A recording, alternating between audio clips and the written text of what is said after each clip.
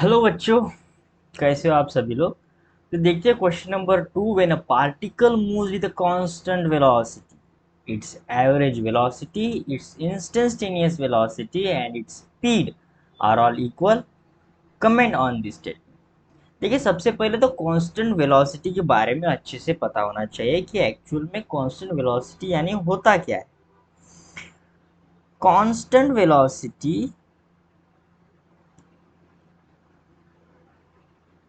हम इसे मानते हैं कि जिसका मैग्नीट्यूड, ठीक है,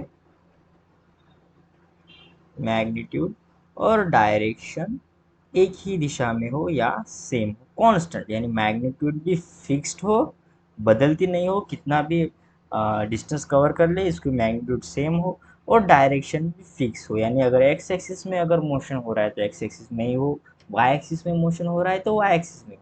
यानी मैं यहाँ से ये कह सकता हूँ कि constant velocity is nothing but the one D motion. ठीक है ना, क्योंकि अगर सर्कुलर पाथ में मूव करे या 2D पाथ में मूव करे तो वो तो कांस्टेंट वेलोसिटी होगा नहीं, क्योंकि डायरेक्शन तो चेंज वहां पे हो रहा है ना। सो हम ये कह सकते हैं वन डी मोशन और स्ट्रेट लाइन मोशन की एक ही स्ट्रेट लाइन में मोशन हो रहा है। अगर मान लेते एक अच्छा सा डायग्राम बना लेते कि एक हमारे पास बाइक है या फिर हम हमारी छोटी सी डिब्बा कार ले लेते हैं जिसके छोटे छोटे दो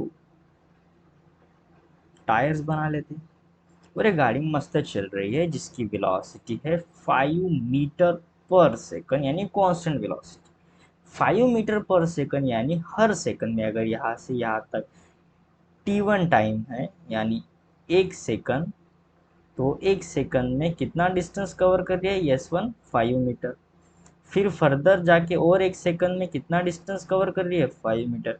फिर और 1 सेकंड में जाके कितना डिस्टेंस कवर कर रही है, 5 मीटर, यानी हर सेकंड में सेम डिस्टेंस कवर कर रहे हैं, यानी कांस्टेंट वेलोसिटी।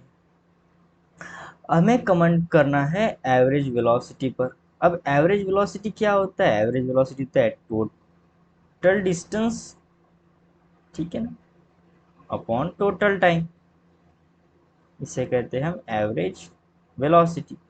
अगर मैं इस एग्जाम्पल को ले लूँ तो टोटल डिस्टेंस कितना होगा, 5 + 5 + 5 यानी 50 कंप्लीट डिस्टेंस, और टोटल टाइम 3, ये कितना आ जाएगा, 5 मीटर पर सेकंड। देखिए, और अगर मैं इंस्टेंटेनियस वेलोसिटी की बात करूँ यानी 1 सेकंड में, यूनिट सेकंड में, यानी del s upon del t, distance covered in unit second, तो कितना आ जाएगा, यानी 1 सेकंड की बात हो रही है तो 5 मीटर पर सेकंड। ठीक है ना, तो ये भी आ जाएगा 5 मीटर पर सेकंड।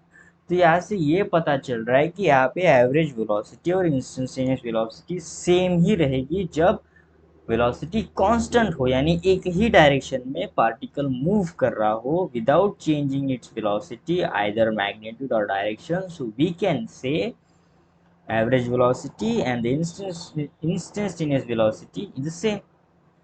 और अगर डायरेक्शन ही चेंज नहीं हो रही है, मैग्नीट्यूड सेम है, तो क्या होगा, इसका स्पीड भी सेम रहेगा, तो वही उसका स्पीड हो जाएगा 5 मीटर पर सेकंड, क्योंकि डायरेक्शन तो चेंज होने वाली नहीं है और मैग्नीट्यूड भी चेंज नहीं हो रही है, तो क्या होगा, वही स्पीड होगा। यानी एवरेज वेलोसिटी, इंस्टेंटेनियस वेलोसिटी और स्पीड क्या रहेगा यहाँ पे, इक्वल ही रहेगा। ठीक है,